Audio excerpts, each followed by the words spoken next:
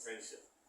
So, in my view, what we put into any industry or into any sector, like mining, like agri, whatever, there is that need to also see how much we can get a governance, and that perhaps is something that I've failed to do so far, which is why we are where we are. To get our government to invest in the processes and in the structures and in the things that we can do to harness that potential. And we talk about the harness of that potential, I tell you, it's immense. Individually, you know what you are capable of contributing.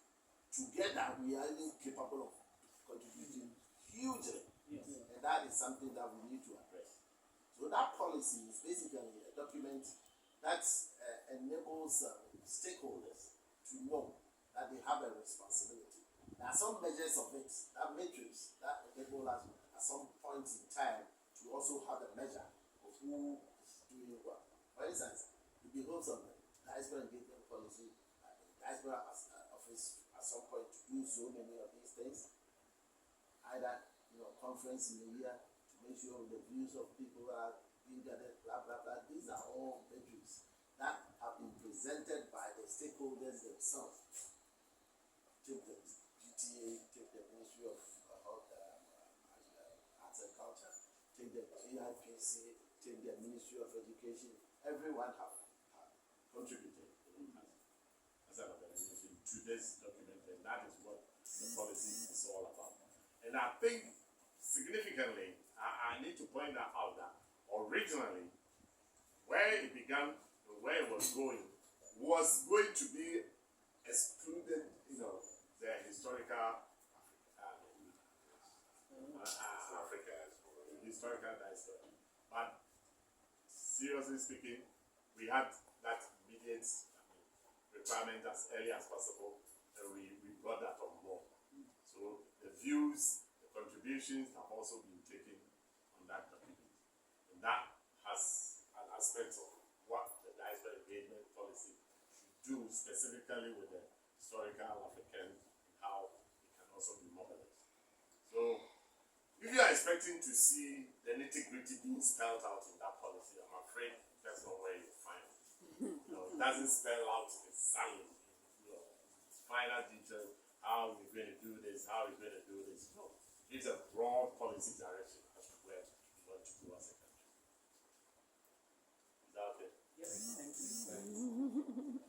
First, I would like to thank you all for having this meeting, and I just have to say this is a breath of fresh air because I first got involved in this project in 2021. Not to go back to the Pan-African Village, but I just wanted to, like Sister Net was saying earlier, I just want to just see if there's some way we can commit to having some type of quarterly or some update from you all on a consistent basis. Is it something we can discuss now, or can you get back to us? That way we can have something to look forward to, so it won't be just open-ended and then we're like, okay, we talked to the government, we've been here from them for 6 months now, what's going on, because there's always it jump in and out of the process, and we just want to make sure we stick with you guys and be on one accord so we can move everything along that we're discussing today. I think yes, in a way we intend to address this not just on that,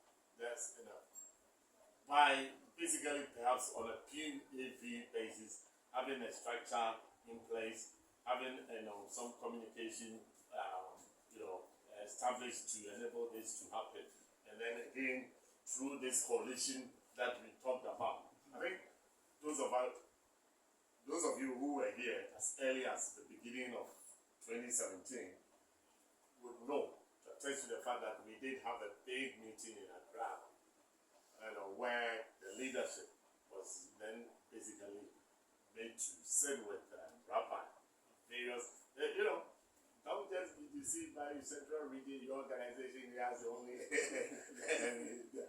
descendants of Africans who have come to engage Ghana. I can tell you, you have various communities. There is one in Asebu, there's one in Texima, Pram, and these are all big communities. Wow. And then again, when we are talking diaspora, we are not just talking history.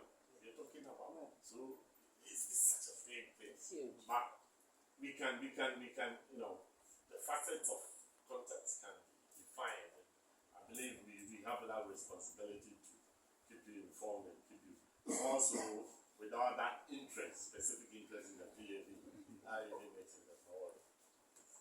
I think what would also help, which is something that I know we had requested years ago.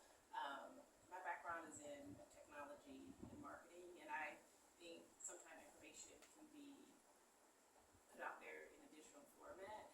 We had requested just a listserv with people's emails and names, because I send out a newsletter from Beyond the Return. I send out a lot of information like that. So if we can also get provided that list, we can also send stuff out on a regular basis. Because with Beyond the Return, diaspora affairs, there's other things that are of interest to the diaspora that we want to get out there. I know some people had concerns about providing their real names and what it would be used for. You don't have to provide your real name if you don't want to.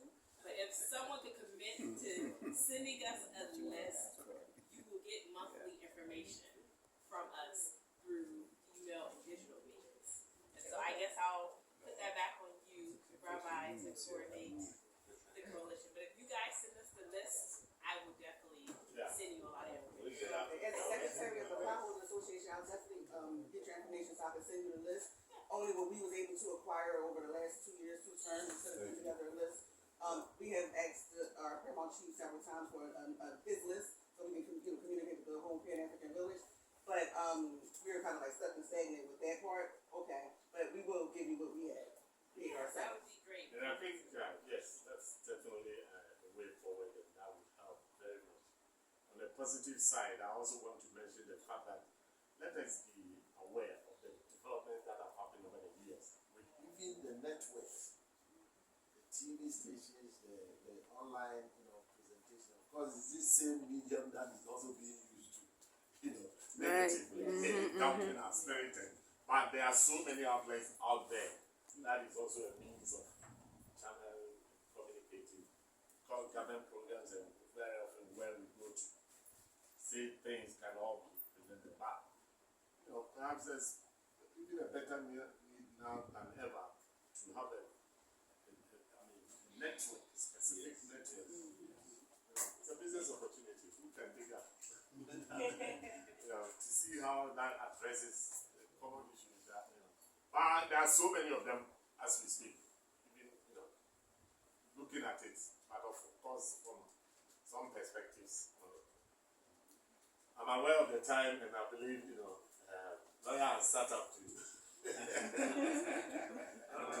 Don't stop. But yes, we all agree. We agree. Yes. And yeah, you've done all this work without saying anything. Yes, people online with questions. I have some people on the Zoom. Oh, I see. And they just, one of the main questions is, what is the new name that they're considering for the castle? For the restaurant at the dungeon. Someone said, shall there be when Ado leaves presidency on his time of mandate, is this guy's office still going to be in effect?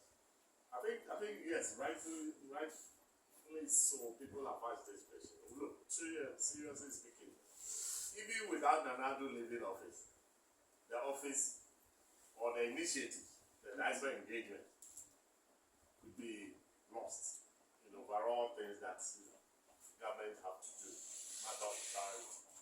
But let me assure you that one, I believe this country will have the opportunity to continue their program, irrespective of which government is in power.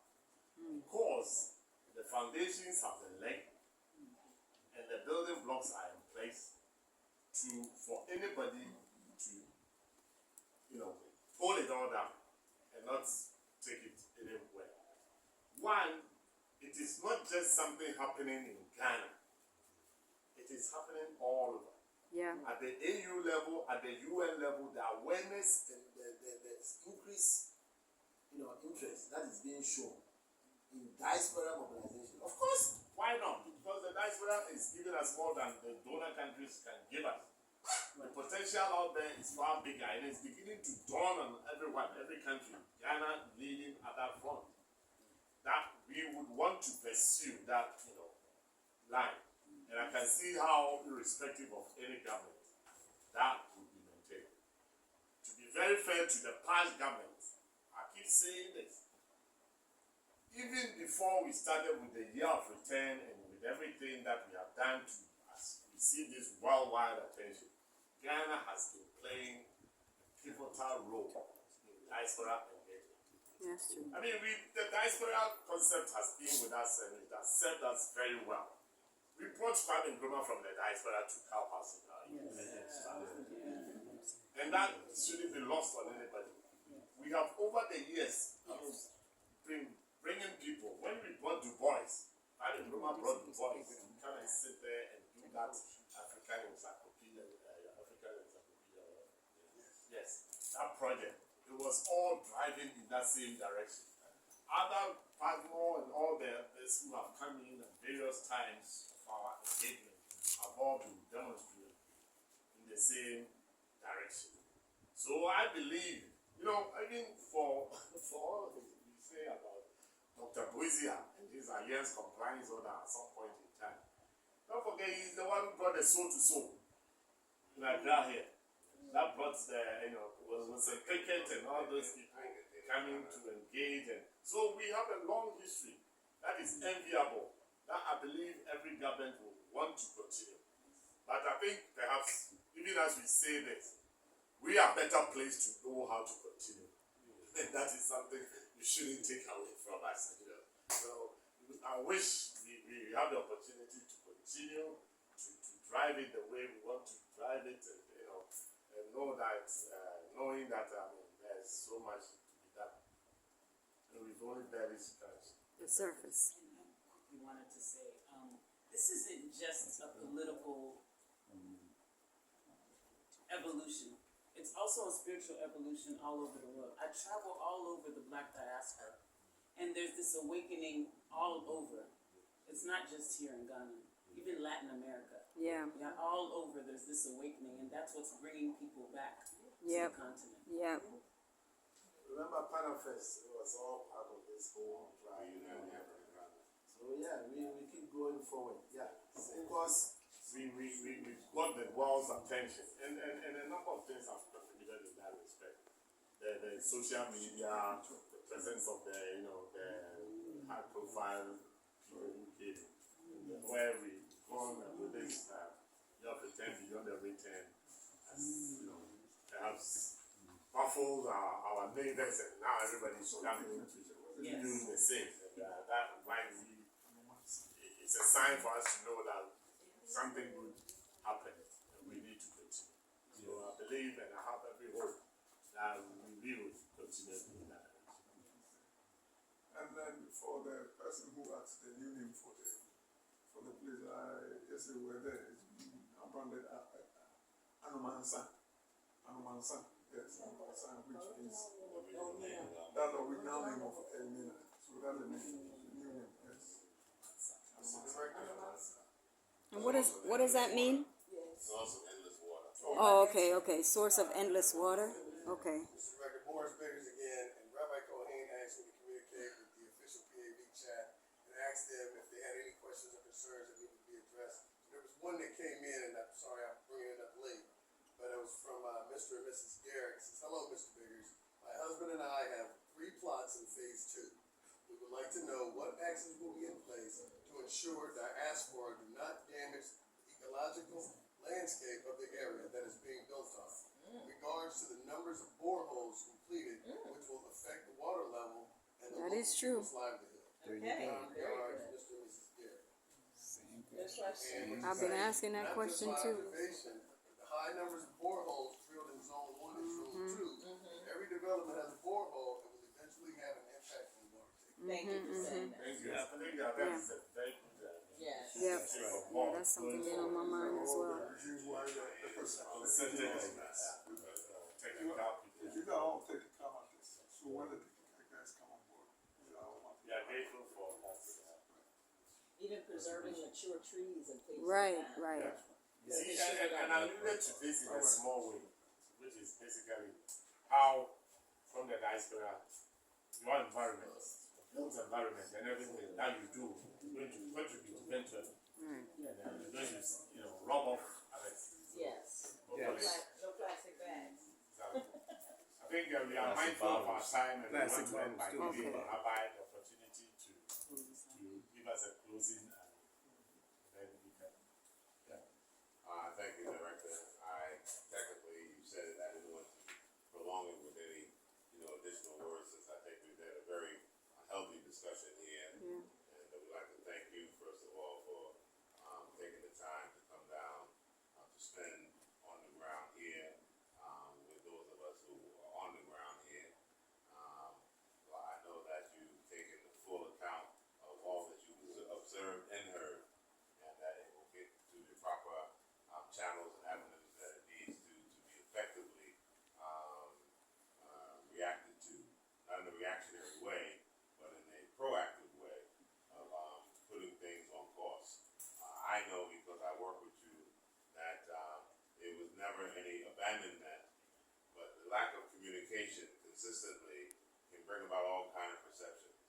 So it's important that you made yourself available physically to be able to come down and to address the issues here, show the concerns, and reinforce the government's commitment to this project and to this vision and to its commitment to the diaspora in general. It's not a scheme and a gimmick to have said the year of return is a scheme, is a gimmick, beyond the return is a scheme, is a gimmick.